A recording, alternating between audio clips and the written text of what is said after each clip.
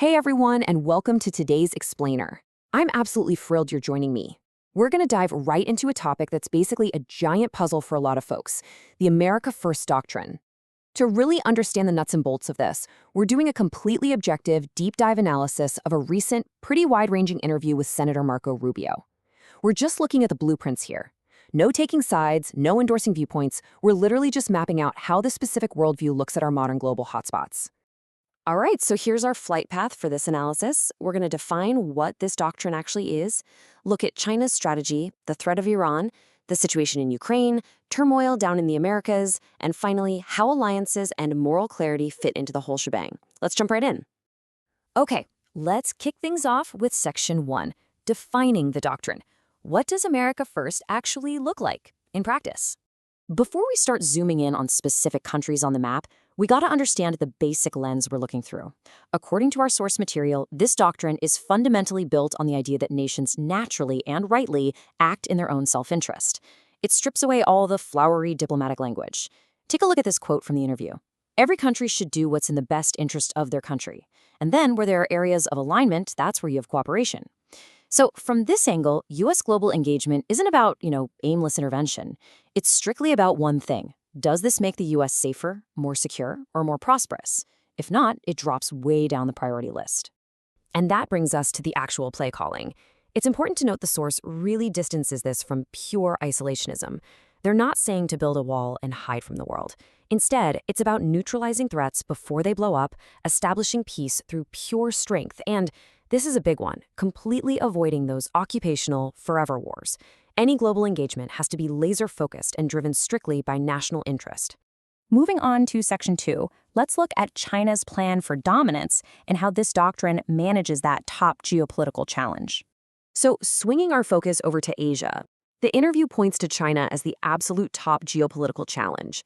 They're seen as a pure competitor with a very real plan to surpass the U.S., but also as an essential relationship that absolutely has to be managed.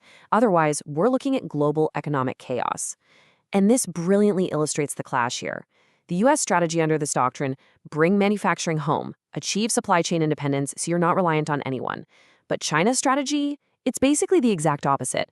They want to create total global reliance on Chinese goods, because that reliance equals immense geopolitical leverage. But hey, diplomacy means finding common ground, right? The source gives a super pragmatic example using the Strait of Hormuz. You might be wondering, why would China even care about instability in the Middle East? Well, there are three very concrete reasons.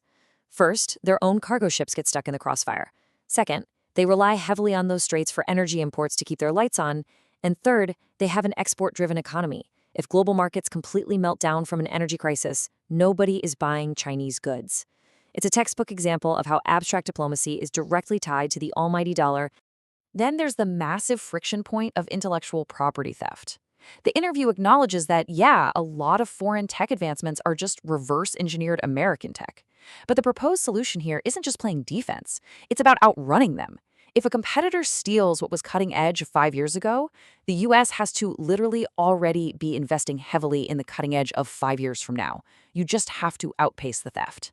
All right, let's jump into Section 3, the threat of Iran and the logic behind military readiness. Pivoting to the Middle East, the doctrine applies a really hardline, calculated approach to what it calls an intolerable risk. Let's walk through this logic step by step. According to the interview, Iran isn't just blindly sprinting for a nuke. Step 1 is actually building up massive swarms of conventional drones and missiles. Then, Step 2, they use that massive arsenal to establish regional immunity. The thought process is, no one's going to dare attack their nuclear facilities because the retaliatory drone swarm would just devastate the neighboring countries. And finally, Step 3, with that immunity locked in, they break out toward a nuclear weapon totally unimpeded. Understanding that sequence is absolutely crucial to getting why this doctrine pushes for such aggressive deterrence. Next up, Section 4, we're looking at navigating the war in Ukraine and the realities of asymmetrical warfare. Shifting gears to Europe and the ongoing war in Ukraine. Out of pure necessity, Ukraine has essentially rewritten the modern combat playbook with asymmetrical hybrid warfare. But what's really staggering here, just look at this number. 15,000 to 20,000. According to the interview, that is the estimated number of dead soldiers Russia is losing every single month. To put that into perspective, it's just a completely sobering metric that highlights the sheer, devastating scale of this conflict. When we contrast the battlefield realities, the picture gets even sharper.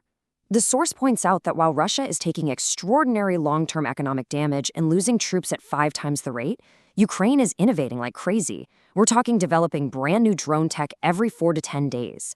They've essentially forged the strongest armed forces in Europe through pure battlefield experience.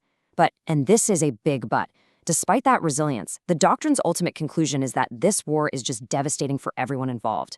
It requires a diplomatic end, which the source argues really only the US can effectively facilitate.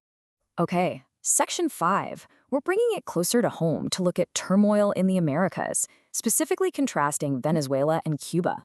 So how does an America First approach handle our own hemisphere's instability and wealth mismanagement? Well, for Venezuela, the interview details a very specific 4-step progress model that played out over a recent 4-month window. Step 1, to stop corrupt officials from skimming the country's oil wealth, revenues get routed straight to a New York bank account. Step 2, every cent of those funds is rigorously audited by KPMG. Step 3, the money actually goes back into the country to pay regular folks, teachers, firefighters, police. And the ultimate goal, Step 4, is using that newfound stability to transition back to a legitimate, permanent government. Now, contrast that managed progress with the situation in Cuba. The interview makes a really stark claim here. While average citizens are literally starving on the streets, a private company owned by Cuban military generals controls the entire economy, sitting on an estimated $15 to $16 billion. 15 to 16 billion. The Doctrine's stance is that you just can't change a country's economic trajectory while that kind of systemic monopoly is in charge. Finally, we arrive at Section 6, Alliances and Moral Clarity, looking at the Vatican and NATO. For our last major concept, we're looking at how traditional morals and alliances crash into the hard realities of national security.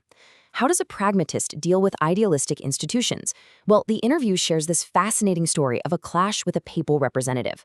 On one hand, you have the Vatican's view, a religious office whose literal mandate is to promote peace and avoid war at almost all costs. Totally understandable.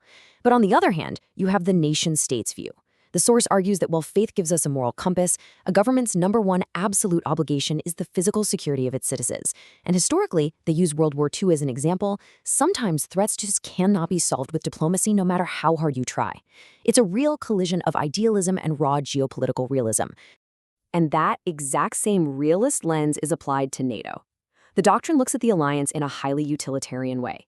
According to the interview, the original main benefit of NATO for the US was getting basing rights in Europe to handle contingencies in places like the Middle East or Africa. The source draws a really sharp line here between helpful allies, shouting out Portugal, Poland, Romania, and Bulgaria for granting access, and what they call problematic allies, like Spain, who've historically denied the US access to those bases during conflicts. The logic is, if an ally denies you the primary benefit of the alliance, what are we even doing? So the crucial point here really comes down to dollars and cents. As the source notes, the United States pays roughly 66%, basically 2/3, of the bill for NATO. The rest of the entire alliance combined makes up that remaining 34%. When you stack that massive financial burden next to occasionally being denied basing rights, you can see exactly why the America First Doctrine demands a pretty rigid reevaluation of these historic partnerships. Which leaves us with one massive overarching question based on everything we've unpacked today. Can a nation strictly prioritize its own security and prosperity without destabilizing the rest of the world? The Doctrine we've explored argues that true global stability only comes from strong nations acting logically in their own self-interest, cooperating where it makes sense, and using strength to deter where it doesn't. It's a very unromantic, pragmatic view of the globe, but understanding it is absolutely key to making sense of modern diplomacy. Thank you so much for hanging out with me for this explainer. I hope these visuals helped clear up a really complex worldview. Keep questioning, keep learning, and as always, keep looking at the data. Catch you next time.